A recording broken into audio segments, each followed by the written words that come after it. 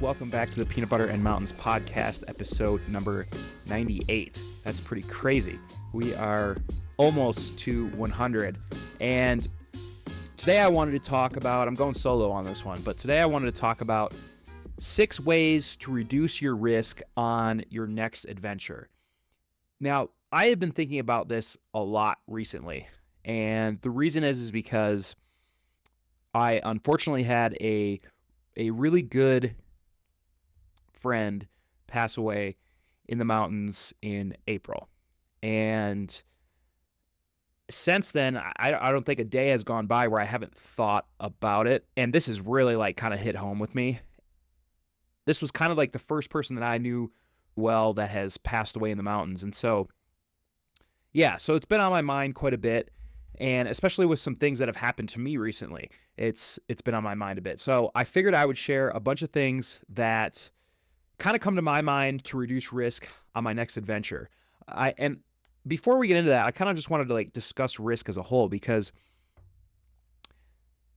lately I've been thinking about the things that I do in the mountains and the risks that I take.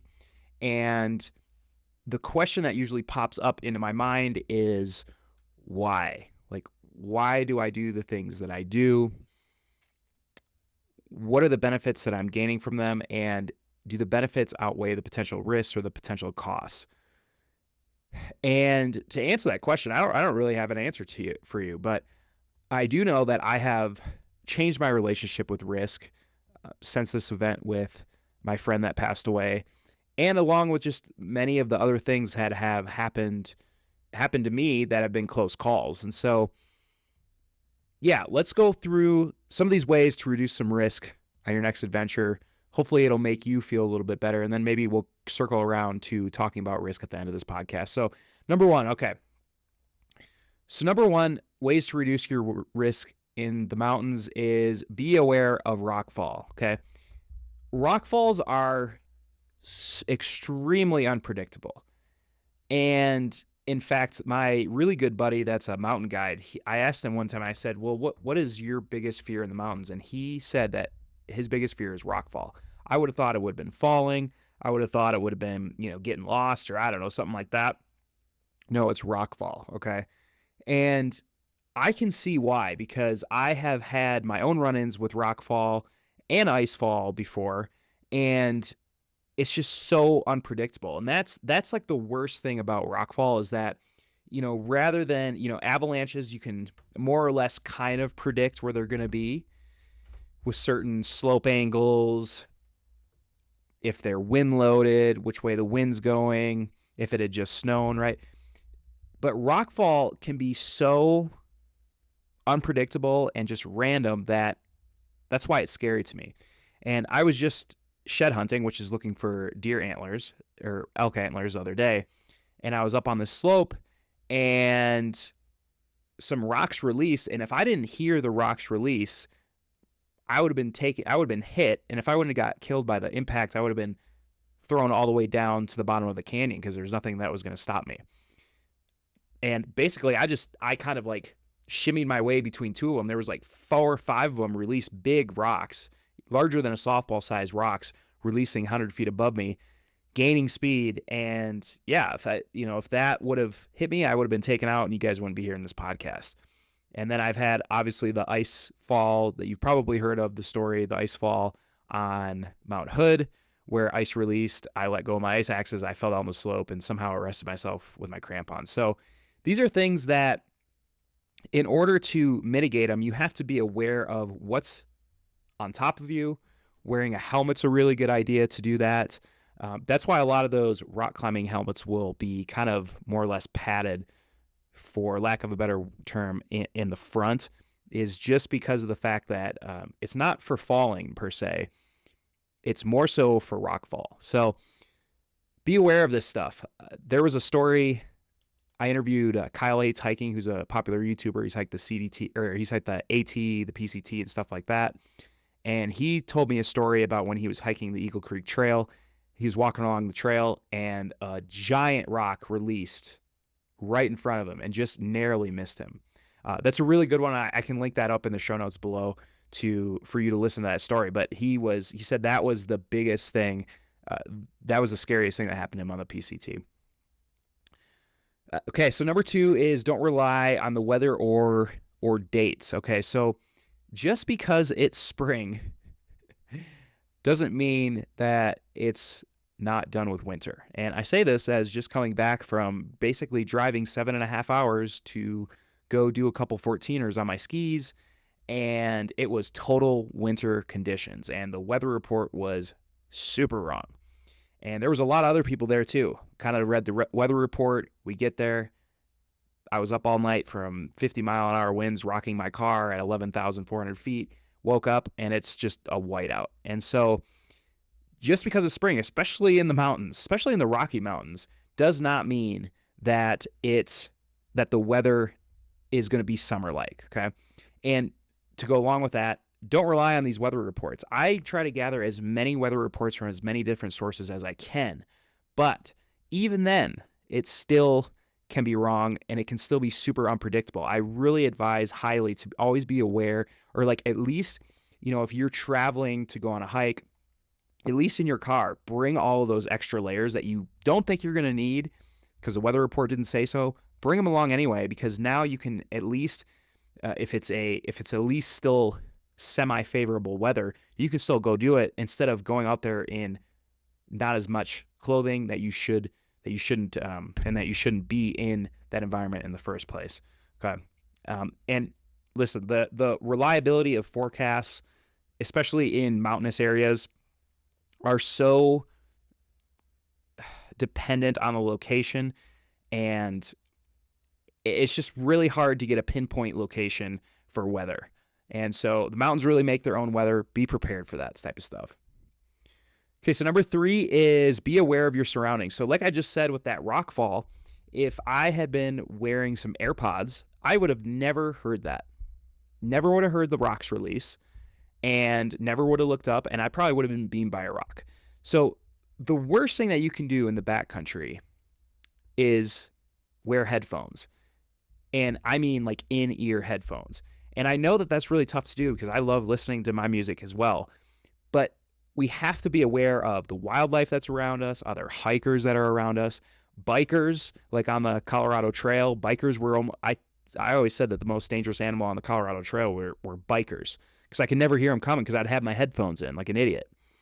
So weather changes, rockfall again, all this stuff you cannot hear if your ears are plugged with something. Okay, we're going to discuss the solution to that in a little bit here. Number 4 is be visible. I love wearing bright colored clothing, and I didn't before because I came from a hunting background, so I'd have stuff that was gray or brown or whatever, tan. And I realized real quickly, number 1, it doesn't really look that good in pictures. And number 2, if I was ever lost, or if I fell, I was at the bottom of a canyon unconscious, nobody's going to see me. Okay, so oranges, yellows, blues, these look really, really good too, just in terms of your clothing attire. Like it looks cool to wear brighter colors. At least your top layer looks really good, and you're going to be found a lot easier. My girlfriend actually wears a pink, to kind of exemplify this. My light went out.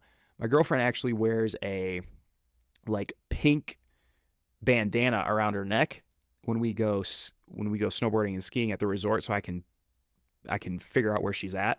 And I gotta tell you, that is a really good hack. I can always find her. So really, really good. Be visible. Now, speaking of safety, I want to talk to you about Suunto's new headphones that bring safety to the forefront. Now, Suunto is the first sponsor of this podcast, so I'm super stoked about that, number 1. But number 2, Suunto is a well-known brand among high-end GPS running watches, but recently they stepped up into the bone-conducting headphone game. My first GPS watch was actually a Suunto, and it was awesome. But anyway, so bone-conducting headphones. Okay, this is why they're a lot safer than when I'm talking about like in-ear headphones, over-the-ear headphones like this, right?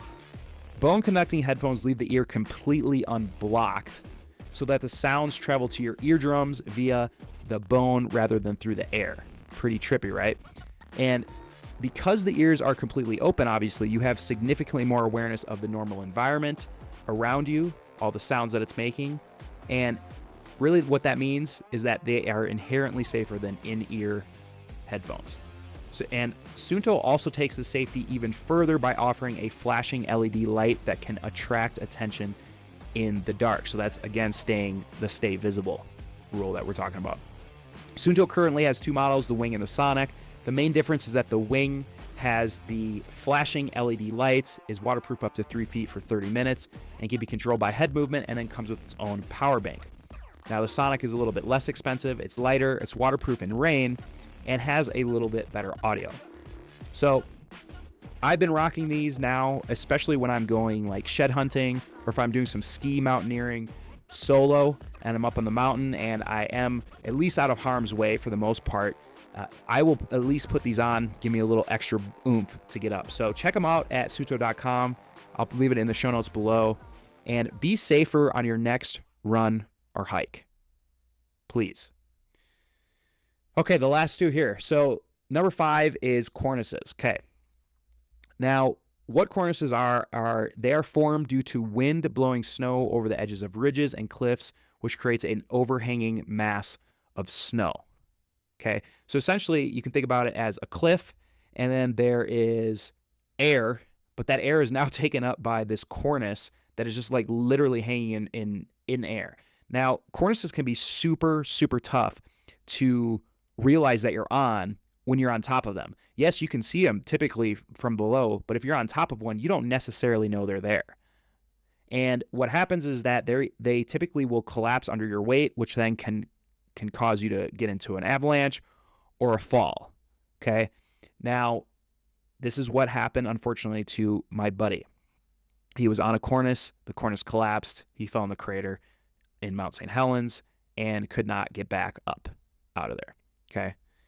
Tried several times, which is crazy because it was like 1,000-foot fall, but he couldn't get out of there. So, and this is someone that has went up there 28 times. That was his 28th summit. Okay. They all, like, the general rule with cornices is that they always break further back than you think. So be aware of cornices, especially when you're traveling on mountaintop ridges with a lot of wind-blown snow. Okay, the number 6 is always, everybody knows about InReaches, right? InReach Mini, you should have one. I mean, there's just no reason why you shouldn't have an InReach Mini. The tip I want to give you with this one, though, is, or the advice I want to give with this one, though, that, again, I learned from my buddy, was always keep this InReach on you. I know, and I'm bad with this because I will always put it on my backpack, and I'll just carabiner it to my backpack. But what happens if you take your backpack off, and then you get caught in an avalanche, or you fall, or something happens where you get separated from your backpack? You no longer have access to that InReach, and that is something that, again, if you fall and you're now out of range of that InReach and you don't have your phone on you, everything is in that backpack, you are not in a good position. So I am doing a lot more diligence in trying to keep my InReach in a pocket, that I'm not going to lose it on me as the person rather than my backpack. So, okay, those are 6 tips to. Okay, so then circling back to the risk, again, I'm trying to work this out in my head, the whole risk equation and where I'm at with it. And that will probably be another future podcast of like where my head is with it. I will say this, that my risk tolerance, I think, has gone down or gone up. I'm not sure how that would be. I don't like to do as risky things as I used to even just a year ago, 2 years ago, because of a lot of the close calls that I've had, because of my buddy, because thinking about future things and kind of the whole why behind it. So I think that's for a future podcast, but thank you guys for listening, and we'll see you for the next one. Hope you enjoyed the tips.